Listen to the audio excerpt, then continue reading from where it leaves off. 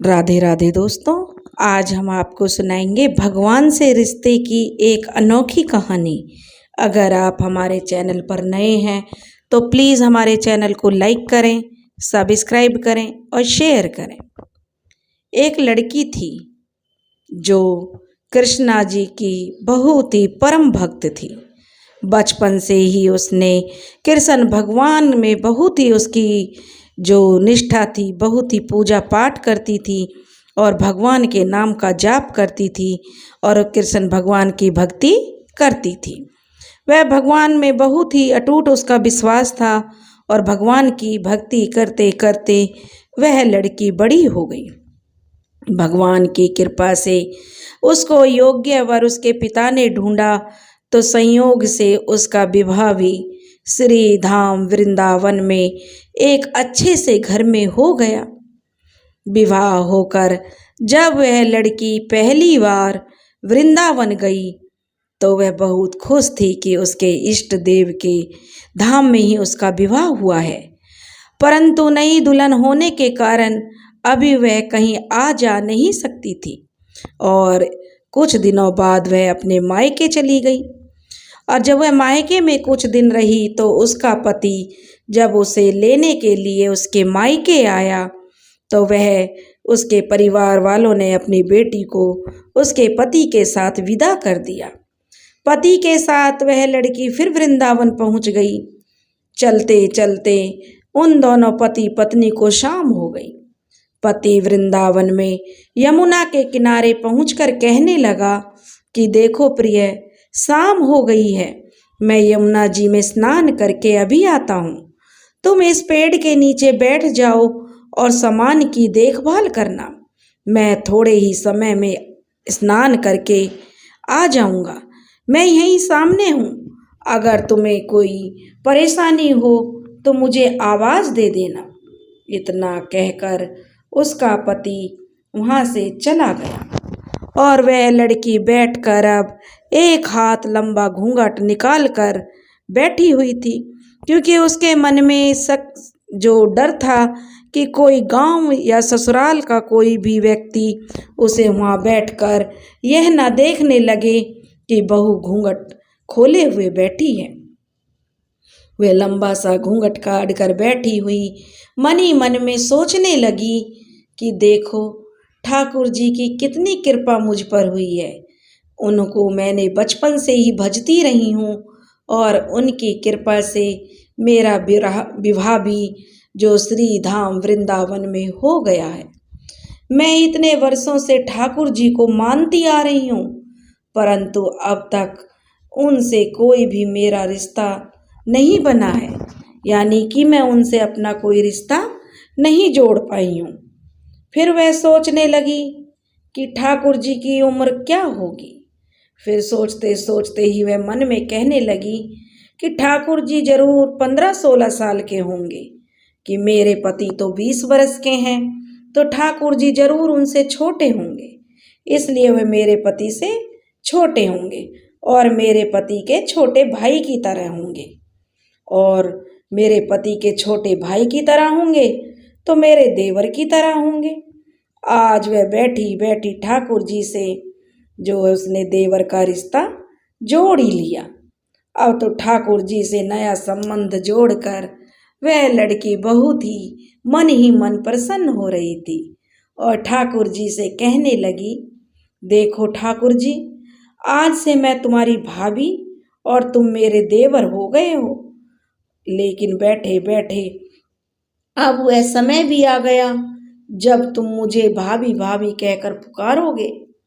इतना वह सोच ही रही थी कि कब वह समय आएगा कि तुम मुझे भाभी कहकर बुलाओ। सोचते सोचते तभी उसकी तंद्रा भंग हुई। एक 10-15 बरस का बालक आया और उस लड़की से बोला, भाभी भाभी।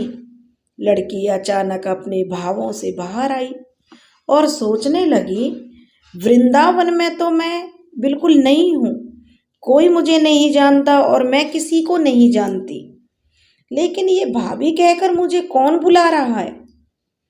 तो वह नई थी इसलिए उसने घूंघट नहीं उठाया। क्योंकि उसे डर था कि गांव के किसी बड़े बूढ़े ने देख लिया तो बड़ी बदनामी होगी कि फलाने की बहू घूंघट खोले हुए बैठी है। अब वह बालक बार बार कहता कि भाभी घूंघट खोल दो, तो वह ना तो घूंघट खोलती और ना ही उसको कोई उत्तर देती। बालक पास में आया और बोला, भाभी अपना चेहरा तो दिखाए दे मुझे। अब वह सोचने लगी, अरे ये बालक तो बड़ा जिद कर रहा है, बड़ा जिद्दी है। इसलिए उसने अपने घूंघट को कसकर पकड़कर बैठ गई कि कहीं घूंघट उठाकर देखने ले तो यह बच्चा है। कहीं घूंघट उठाकर देख लिया और किसी गांव वाले ने देख लिया तो बहुत ही जाकर घर में बोल देंगे, सास गुस्सा करेगी। उस बालक ने भी जबरदस्ती घूंघट उठाकर चेहरा देखा और भाग गया। थोड़ी देर में उसका पति आ गया।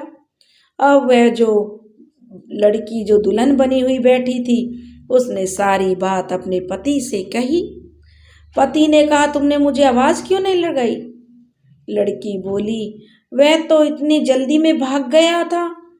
तो पति बोला, कोई बात नहीं, चिंता मत करो, वृंदावन ज़्यादा बड़ा थोड़े ही है। कभी किसी गली में खेलता मिल गया तो उसकी हड्डी पसली एक कर दूंगा, फिर कभी ऐसा नहीं कर सकेगा। तुम जरा ध्यान रखना कि वह किसका लल्ला है, मुझे ज़रूर बताना जब तुम्हें वह मिल जाए। और दोनों बातें करते हुए घर आ गए। कुछ दिन बाद जो उसकी सास थी वह अपने बहू बेटे से कहने लगी, बेटा अब तुम्हारा विवाह हो गया है, बहू भी मायके से आ गई है, पर तुम दोनों अभी तक बांके बिहारी जी के दर्शन के लिए नहीं गए हो। कल जाकर बहू को दर्शन करा कर लाना। अब अगले दिन माँ की आज्ञा थी तो दोनों पति पत्नी ठाकुर जी के दर्शन के लिए मंदिर जाने लगे। मंदिर में बहुत भीड़ थी। तब उसका पति कहने लगा कि देखो, तुम स्त्रियों वाली लाइन में लग जाओ, स्त्रियों के साथ आगे जाकर दर्शन करो, मैं भी आता हूँ।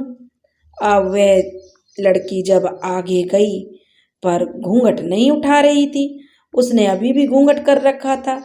उसे डर था कि कोई बड़ा बूढ़ा देख लेगा तो कहेगा कि नहीं, बहू तो बिना घूंघट के घूम रही है। बहुत देर हो गई।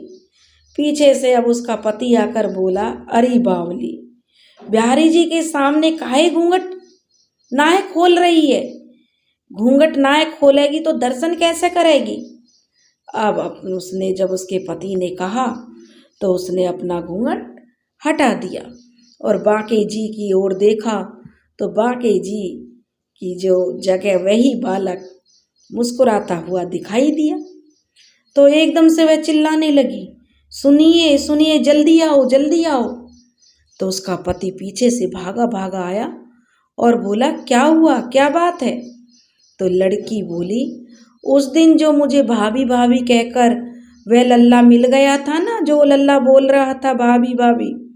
तो उसके पति ने कहा, हाँ हाँ हाँ, कहाँ है वह? तब बोली, उसे बता जल्दी, मैं देखता हूँ किसका लल्ला है, आप ही उसे सजा दूंगा। तो वह लड़की कहने लगी, ठाकुर जी की ओर इशारा करके बोली, यह रहा वह लल्ला, आपके सामने ही तो है। उसके पति ने देखा तो वह तो अवाक रह गया और बोला हाथ जोड़कर कि धन्य हो वास्तव में कान्हा जी आप। और अपनी पत्नी से कहने लगा, धन्य है तू, तुम्हारे हृदय में सच्चा भाव ठाकुर जी के प्रति है और मैं इतने वर्षों से वृंदावन में रह रहा हूँ तब भी मुझे आज तक उनके दर्शन नहीं हुए। तेरा भाव इतना ऊंचा और इतना पवित्र है कि बिहारी जी ने तुझे दर्शन दे दिए। और यह कहता हुआ दोनों जो है बिहारी जी के गुणगान करते हुए बड़े ही प्रसन्न चित्त से अपने घर लौट आए। दोस्तों, अगर आपको हमारी कहानी पसंद आए तो प्लीज़ हमारे चैनल को लाइक करें, सब्सक्राइब करें और शेयर करें। राधे राधे।